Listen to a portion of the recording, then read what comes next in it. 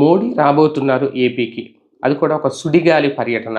కేవలం 3 చోట్ల మాత్రమే భారీ బహిరంగ సభలు నిర్వహించడానికి సిద్ధమవుతున్నారు.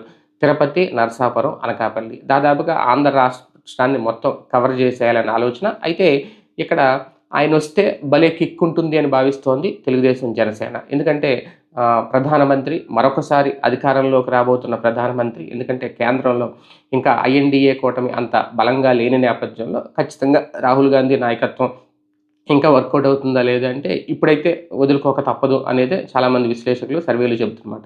ఇటువంటి నేపథ్యంలో మోడీ లాంటి వ్యక్తి కనుక పక్కనుంటే కేంద్రం సపోర్ట్ తమకు పూర్తిగా ఉంది అని చెప్పి భావించే అవకాశం ఉంటుంది ప్రజలందరూ కూడా. కానీ అంత పట్టించుకుంటారా లేదా అనేది. ఎందుకంటే కేంద్రంలో ఎవరు అధికారంలో ఉంటే మాకేంటి, మాకు పథకాలొస్తున్నాయా లేదా అనేది పల్లె ప్రజలు ఎక్కువగా ఆలోచిస్తారు. ఇటువంటి నేపథ్యంలో నరేంద్ర మోడీ ఆంధ్రప్రదేశ్ మీద అంటే భారతీయ జనతా పార్టీ పూర్తి స్థాయిలో దృష్టి సారిస్తుందా